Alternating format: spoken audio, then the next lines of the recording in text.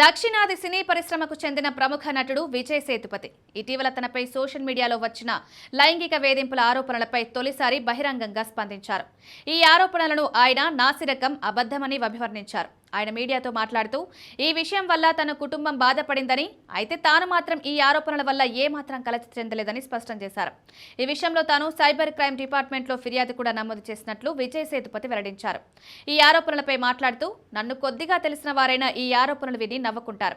నాకు నాపై నమ్మకం ఉంది. ఇలాంటి నాసిరకం ఆరోపణలు నన్ను కలవరపెట్టలేవు.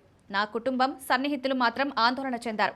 కానీ నేను వారికి వివరించి వదిలేయండి, ఈ మహిళ కేవలం కొన్ని నిమిషాల పేరు ప్రఖ్యాతలు పొందాలని చూస్తోంది, ఆమెను ఆనందించనివ్వండి అని అన్నారు. తన నిజాయితీ, వ్యక్తిత్వంపై తనకు పూర్తి నమ్మకం ఉందని ఆయన ఈ సందర్భంగా స్పష్టం చేశారు.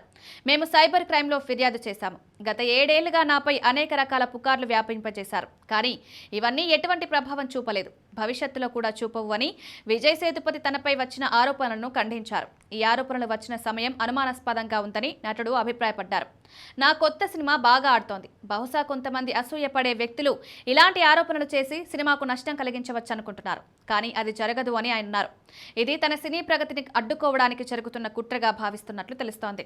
సోషల్ మీడియా ప్లాట్ఫామ్లలో ప్రస్తుతం నెలకొన్న పరిస్థితిపై విజయ్ సేతుపతి ఆవేదన వ్యక్తం చేశారు. ఈ రోజుల్లో ఎవరైనా ఎవరి గురించైనా ఏదైనా చెప్పవచ్చు. ఎటువంటి ఫిల్టర్లు లేవు.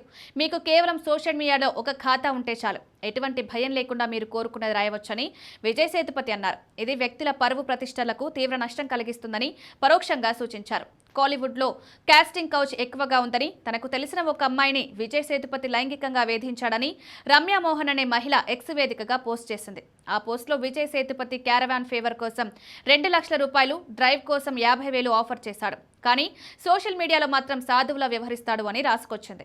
ఈ క్రమంలో తన స్నేహితురాలు మానసికంగా కుంగుబాటుకు గురైందని రాసింది. అయితే ఈ పోస్టు వైరల్ అయింది. కానీ కొన్ని గంటల్లోనే ఈ పోస్టు డిలీట్ చేయడం గమనార్హం. ఈ క్రమంలో విజయ్ ఫ్యాన్స్ ఆమెపై తీవ్రంగా విరుచుకుపడ్డారు.